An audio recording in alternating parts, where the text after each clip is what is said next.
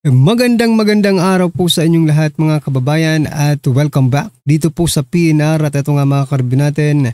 Ito patunay, malaking sampal sa Press Marcos. Ayan mga kababayan, patungkol po riyan ang ating alamin at bibigyan ng reaksyon ngayong araw na ito. Pero bago pong lahat mga kababayan, sa mga hindi pa po nakapag-subscribe sa ating munting channel ay pa-subscribe naman po. Palike na rin po ng video ito. Maraming salamat at ito na nga. Simulan na po natin to.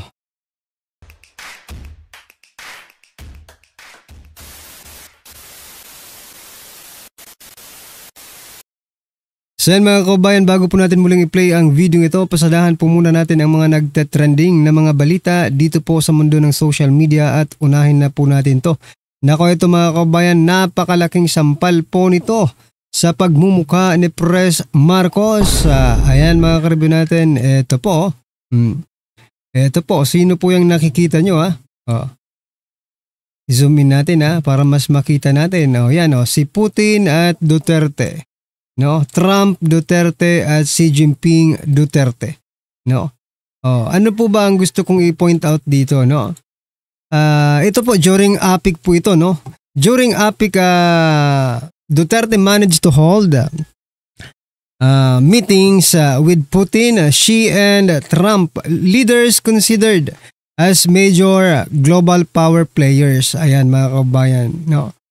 Meanwhile, Marcos Jr. had no formal bilateral meetings, not even an informal coffee chat. Aray ko po. With any world leaders. Ayan, Duterte came home with new alliances. Marcos came home with photographs.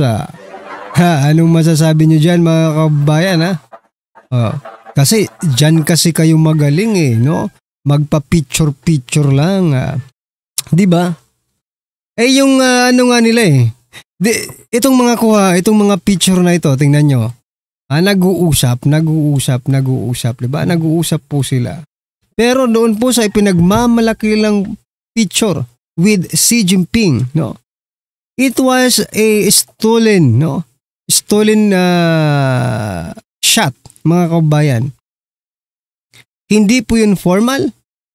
Ninakaw nga lang. Stolen nga Nakaw na pagkuha ng picture, di ba? Nakakahiya po mga kabayan. At nag-break pa ng security protocols just to shake hand, shook hands with Chinese President Xi Jinping. Itong si President Bongbong Marcos Jr. Kaya nga hindi mapigilan ng ating mga kababayan na isipin that President Marcos Jr. is famous, Famous talaga pagdating sa pagnanakaw, Kaya itong mga world leaders ay ilag na ilag sa kanya. Di ba? Baka sabihin mamaya, nakikipagkamay ako sa magnanakaw.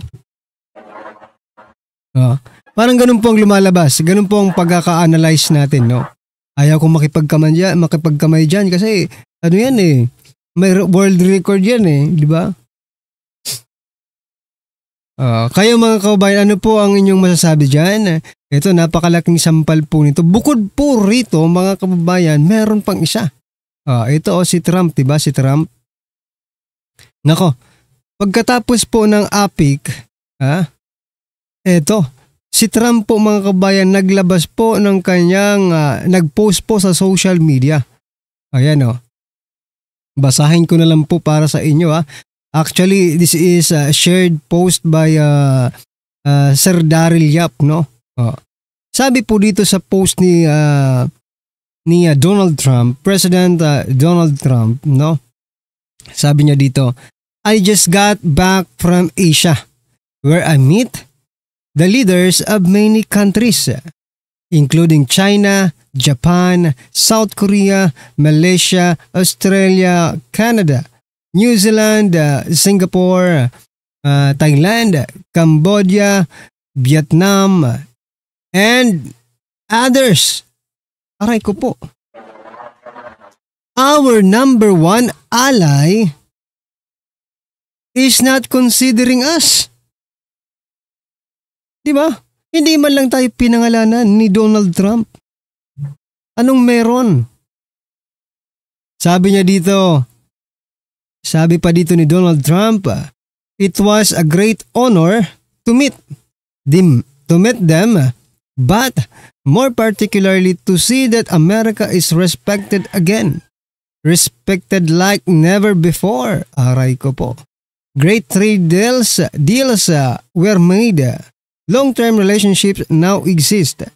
And money is pouring into our country because of tariffs and, frankly, the landslide result of the 2024 presidential election. The one question that kept coming up, however, was how did the Democrats shut down the United States of America, and why did the powerful Republicans allow them to do it? The fact is, in flying back, I thought a great deal about that question, why? So, what I'm trying to point out dito mga kaubayan, no? Binigkas lahat ng miyembro ng APIC, no? But not the Philippines. Anong nangyayari? Eto, napakalaking sampal po nito. Sa ating presidente. Itinuturing mong number 1 allied. May ironclad pa kayo. Ironclad? Ano? Ironclad? I don't know. Diba? Singtigas ng baka lang inyong pagsasamahan. Pero hindi ka pala babanggitin sa pagpupulong na yan. Anong meron? Eto kanina ko pa naisip to, baka dahil sa mga korupsyong nangyayari sa ating bansa. Because Donald Trump, no, ayaw niya rin ng korupsyon eh. Ayaw niya ng droga. Like former President Duterte, parehas sila eh. Parehas sila ng iniisip, no? Ayaw ng droga, ayaw ng korupsyon, but this administration, this PBBM admin, mga kabayan, allow. Ano ang inalaw? Number 1, corruption. Number 2, droga. Diba? So, that's why, maybe lumalamig, no? Yung pakikisama ng mga biruin mo, world leaders kayo, dapat kilala nyo. Hindi, I mean, not personally na kilala nyo ang isa't isa, but nandyan kayo eh, no? Sana babatiin ka man lang, no? I mean, sana diba, na-mention man lang yung pangalan ng bansa mo. Pero hindi, mga kabayan. Nako, malaking sampal ito sa... Malaking kahihiyan po itong ginagawa ninyo. Ay nako. Kayo na lang po ang humusga, mga kababayan. At eto. Nako, eto talaga. Pangkalawakan na ang strategy gagawin ng administrasyong ito para mapigilan ang korupsyon. Ayan, no? Sabi po dito ni President Bongbong Marcos Jr., teknolohiyang pangkalawakan gagamitin ni Jr. Kontra korupsyon. Nako. Sa isang makabagong hakbang ng Marcos Jr. admin, pumirma ang DPWH at Philippine Space Agency sa isang memorandum of agreement. Nako. Na layong gamitin ang space technology upang bantayan at labanan ang korupsyon sa mga proyekto ng DPWH sa buong bansa. Aray ko. Grabe na ito. Pangkalawakan na talagang to the highest level na po tayo, mga kababayan. Ang tanong dito, magkano ba ang baka trillions din ang budget dito. Siyempre may budget yan. Huwag nyo namang, diba? Advance na po mag-isip ngayon ng mga Pilipino eh, no? Sabi nila, may budget yan, trillion ang budget yan. Pangkalawakan eh. So, ngayon mga kababayan, no? Hindi kaya ma-politicize lang ito? Diba? Baka yung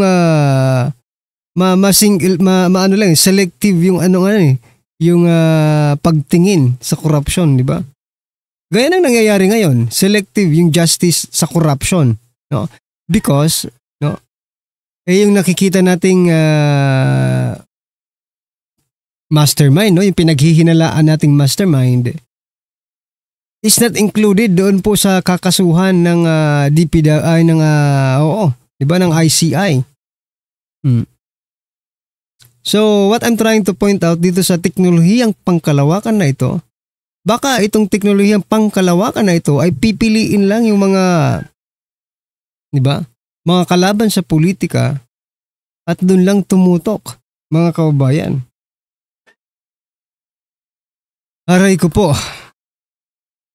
Sana wag tayong magsayang ng pera, wag kayong magsayang ng pera ng taong bayan, no?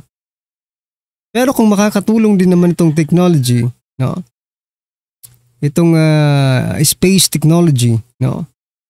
Why not? Pero kung magiging selective po ang justice, maging selective po ang investigasyon, patungkol po dyan, wag nyo na lang gawin. Kagastos tayo ng trillion tapos hindi naman fair and just yung mangyayari. Diba? Kawawa naman ang taong bayan, no? Kasi sila pong magbabayad. Tayong lahat ang magbabayad dyan sa mga ginagastos ng gobyerno. Bukod sa ginagastos ng gobyerno, tayo rin po ang magbabayad sa mga ninanakaw nila. Di ba? Tayo na nga ang gumagastos para sa nilalamon nila. Yung sweldo nila sa ating galing yun eh. Di ba? Tayo pa ang gagastos sa mga ninanakaw nila. Tayo pa ang gagastos sa mga kung ano-anong ginagawa nila. Mahiya naman kayo. Di ba? Aray ko po. Ito, last po natin pag-uusapan bago po natin i-play yung video, mga kababayan. Ito, sabi po dito ni Secretary Vince Dizon ng DPWH, maraming magpapasko sa kulungan. Aray ko po. Sabi po naman, nagbigay po ng reaksyon ang isang profesor na si political analyst din yata ito, no? Na si Ma'am Ana Malindog Uy. Professor yata ito no? Talaga Vince, sino-sino yung maliit at medium size na mga isda? Nagtatanong paano yung mga sharks at malalaking isda? Kaya nyo ba ipakulong? Nagtatanong lang naman po. Ayan mga kababayan, Secretary Vince Dizon, nakita po namin yung listahan ng mga makukulong Oo nga, mayroong mga senador, but it's not what we are trying to expect, no? Na makukulong. Iba po yung ini-expect namin makukulong, pero yung makukulong, mga senador yata Mga kababayan. Well, anyway, it is good. It is good and bad, no? Good kasi nagkakaroon talaga ng resulta. But bad because we are not expecting them, no, to be included na magpapasgo sa kulungan. What we are expecting, yung talagang ine-expect natin na makukulong, mga kababayan. Hindi pa yata nahuhuli hindi pa napapauwi, no? Yung isa nagkakasakit na. Sana nga matuluyan na lang kayo. Walang hiya. Pero wag naman sana. 'Di ba? Wag sana kayong matuluyan muna, at kailangan niyo pang managot sa taong bayan. Anyway, eto na mga kabayan, pakinggan po natin at bigyan po natin ng reaksyon. Eto na po. Ngayon, kamusta na ba si Marcos Jr. sa ASEAN? Ang sagot, nagmukha siyang kawawa. Bakit po, no? Well, alam niyo itong ASEAN nito, alam niyo naman na taon-taon naman ginagawa yan. At noong panahon ng Tatay Digong, tayo po ay 2017 o 2018, hindi ko na maalala kung anong taon exactly yun, tayo po ay naging host dyan at ginanap sa Pilipinas yung ASEAN. Well, ngayon po na nagbukas ang ASEAN, anong pinakita nilang larawan? Ang larawan po ni Tatay Digong nung ASEAN na naganap sa Pilipinas. Parang nangaasar yung mga leaders ng ASEAN, no? Bagamat alam namin na bago ng presidente ng Pilipinas, parang kinikilala pa rin namin yung pagiging leader ni Tatay Digong, hindi lang sa Pilipinas, kung hindi nung naging chairman ng ASEAN ng Pilipinas nung termino ni Tatay Digong. At syempre, kung papansinin niyo yung pananalita ni Prime Minister ng Malaysia, no? na si Anwar Ibrahim, no, talagang parang pinarinigan niya itong si Marcos Jr. doon sa pag-iimportansya ng liderato, no, yung pagiging leader ng mga bansa sa ASEAN, na parang ang mensahe niya is magpaka-leader ka naman. At least kung ikukumpara mo dito sa naging administrasyon nga ni Tatay Digong. Pero pag-usapan talaga natin, ano bang nahita ni Marcos Jr. sa ASEAN? Well, sa akin, unang-una, wala. Yung tradisyonal na larawan kung saan ang mga leaders ng ASEAN, kasama yung mga bisita nila, kasama si Donald Trump, nagaganap sa huling araw ng pagtitipon, abay wala po dun si Marcos Jr. Hindi ko pa alam kung bakit. Ang opisyal na rason ay nakikipag-meeting daw siya doon sa Secretary General ng UN. No? Ano naman ang importansya ng pag-meeting sa UN Secretary General? Alam naman niya na yung larawan ng ASEAN kasama mga partners ng ASEAN ay symbolic picture of unity, pagkakaisa. No? So importante na talagang kasama siya doon sa larawan na yon. Hindi po siya sumama doon sa larawan. At ang tanong, nasan nga si Marcos Jr.? Well, ang opisyal na rason ay dahil nakipagpulong daw siya sa SecGen ng UN. Pero hindi naman natin malalaman kung ano totoong kadahilanan dyan. No? Dahil ako'y nag-iisip. No? Palibasa, ayaw niyang pasinungalingan yung paratang na siya ay vangag. Baka naman meron siyang ibang ginagawa habang nagpo-post ang mga ASEAN leaders dyan sa pagpupulong na naganap sa Malaysia, kung hindi ako nagkakamali. No? Anyway, so nasaan siya ng group picture? Pangalawa, abay, hindi siya nakakuha ng one-on-one with President Trump. Akala ko ba ang lakas-lakas niya kay President Trump? Akala ko ba na ang sabi ni President Trump ang commitment namin sa Pilipinas to defend the Philippines is ironclad? Bakit di siya nakakuha ng one-on-one with President Trump? In fact, meron lang silang pinakitang footage na parang pinansin siya ni Trump. Pero by and large, wala tayong nakitang video, wala tayong nakitang larawan na nag-uusap talaga si Bangag Marcos Jr. at si Donald Trump. So ano nangyari? Akala ko ba BFF kayo ni Trump at ikaw ay umaasa na hindi ka mapapatalsik sa pwesto dahil kinakailangan ni Trump ang Marcos Jr. sa Malacanang para manatili ang kanilang Patriot missiles at iba pang intermediate range missiles na nung minsan ay halos naging dahilan na ng Third World War. So nasa na ngayon ang pagiging BFF mo ni Donald Trump? Nawala. Ang masama pa rito, hindi na nga siya hinirap ni Trump. Ito naman si Marcos Jr. nakipag-meeting pa sa isang Assistant Secretary ng Department of State. Mantakin nyo, isang presidente ng Pilipinas, hindi hinarap ng presidente ng Amerika. Instead, ang hinarap, isang Assistant Secretary, hamak na Assistant Secretary ng Department of State. Kung ako siya, kung ayaw makipag-usap sa akin ng Amerika ng presidente ng Amerika, di wag, pero hindi ako makikipag-usap sa isang assistant secretary. Kasi sa protocol, ang nag-uusap lamang ay yung magkaparehong rangko. Except kung merong courtesy call. For instance, ang mga ambassadors at saka mga foreign ministers hihingi ng audience sa presidente. Yun, walang problema yun kasi malinaw na ang humihingi ay yung mga ambassadors at mga secretaries of foreign affairs dahil sila kinikilala nila na mas mataas ang isang presidente, kaya courtesy call ang nangyayari. Pero ito, assistant secretary, anong mahihita natin dyan sa isang assistant secretary? Bakit kinailangan pang makipag-meeting kung ang assistant secretary lang naman ang haharapin? Pero itong pinakamasama, abay, doon sa ASEAN mismo, nagdiwang sila. Kasi yung Malaysia, yung Cambodia, at saka yung Thailand, zero tariff papunta ng Amerika ang kanilang mga kalakal. Zero tariff. At syempre, nagdiwang yung tatlong bansang yun dahil hindi sila papatawan ng taripa ng Amerika. Tayong mga Pilipino na sunod-sunuran sa gusto ng mga Amerika, na pumapayag na ating teritoryo ay maging unsinkable warship ng Amerika, 19% tariff sa lahat ng produkto nating na ine-export sa Amerika ang ipapataw. Anyari? Akala ko ba BFF kayo, Marcos Jr.? Anyari? Bakit ganyan?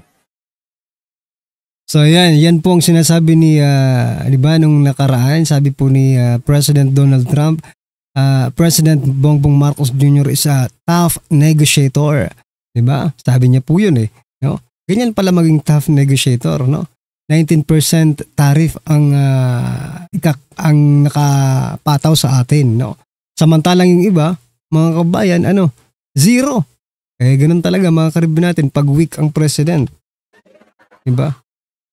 Ay nako. Ito nga personal opinion mga kabayan. This is a personal opinion, no? Nire-respeto pa ba talaga ang ating presidente ng ibang world leaders? Yan This is my personal question and personal opinion, and I think it's not. Hindi na po nire-respeto. Parang ini-itchapwera na lang nga mga kabayan. Dahil maybe they are thinking that the Philippine president is not a good president, a good leader, not a good manager, diba? Kasi hindi niya na ma-manage po ang ating bansa ng maayos mga kabayan.